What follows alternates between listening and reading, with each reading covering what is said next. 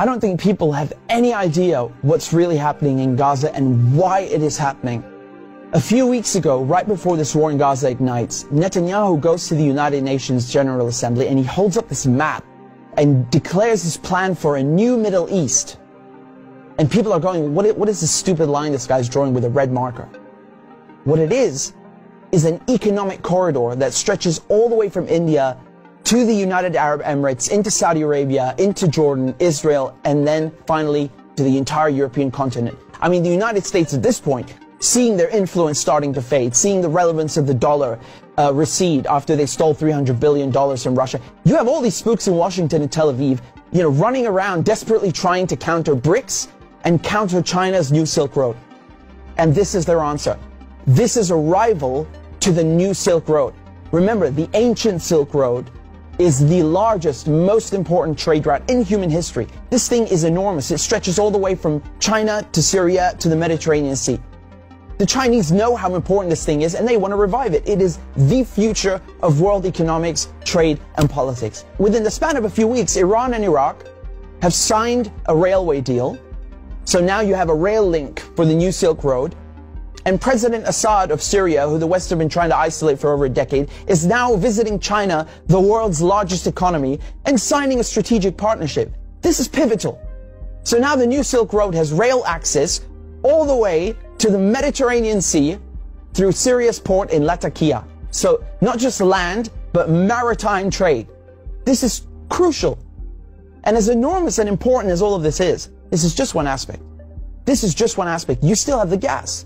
How can we talk about the Middle East without talking about gas and oil?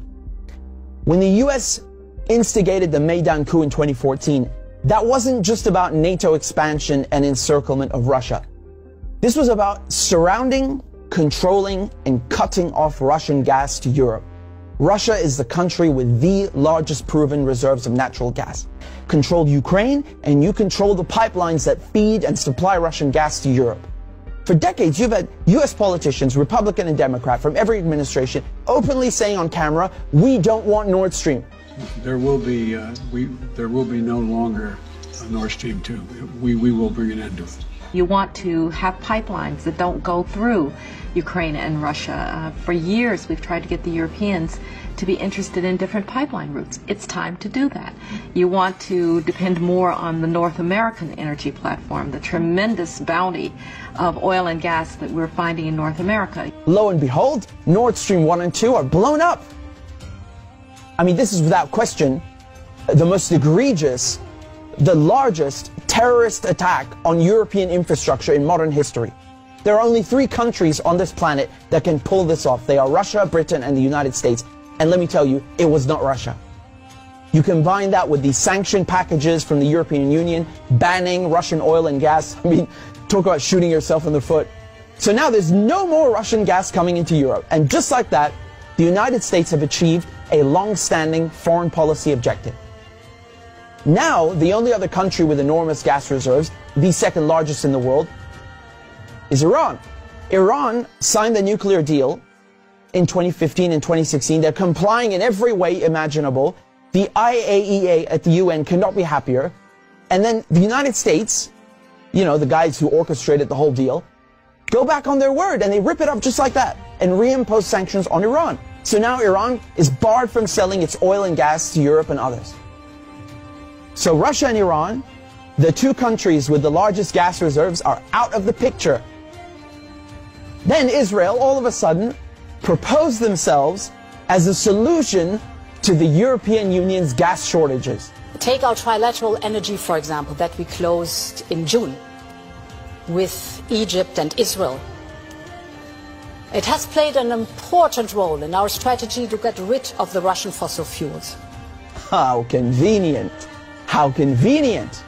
In 2010, they conduct a geological survey and find this monstrous giant gas field in the Middle East. It's called the Leviathan, and it's in the Mediterranean Sea on the Levantine Basin. That means it's right off the coast of Palestine, Lebanon, Syria. Syria initially declines offers over its gas reserves and simultaneously refuses to lay pipes for a Qatari gas project. What a coincidence! Barely a year later, war breaks out in Syria. And who's funding it? Qatar and Israel and the United States are just some of the parties funding and running this war to overthrow the government in Damascus.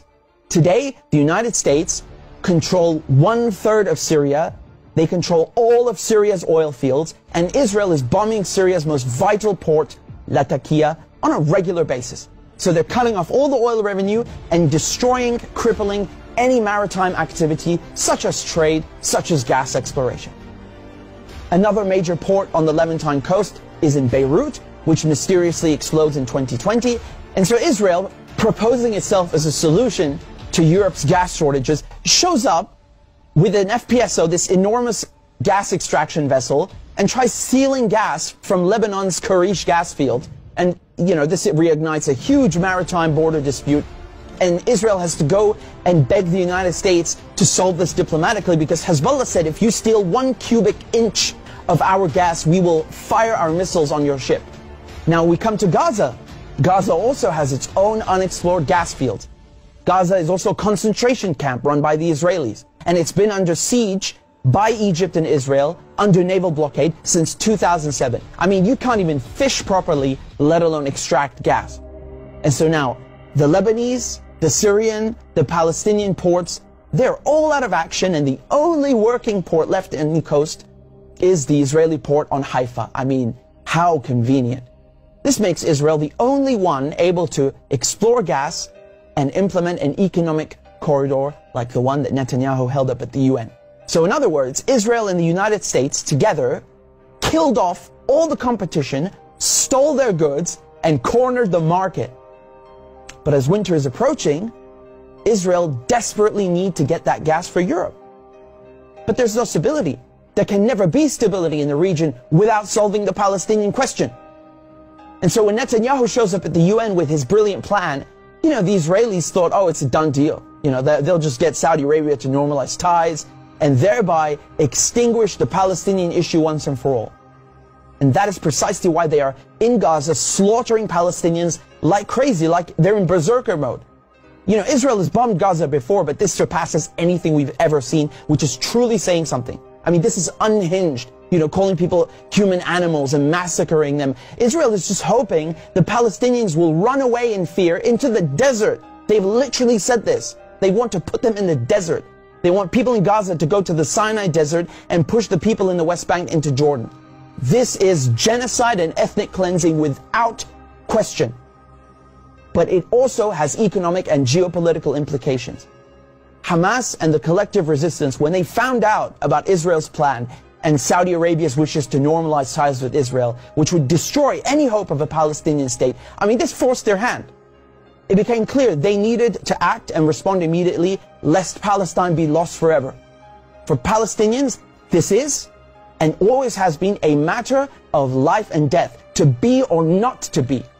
Either the resistance axis and the global south expel the American and Israeli colonizers from the Middle East, or Israel and the United States will continue occupying the region, choking off the new Silk Road, plundering Syria's oil, and keeping Russian, Iranian, and Arab gas cut off from the world market. This is a decisive moment, and not just for Palestine, because the victors will end up drawing the new map of the world to come.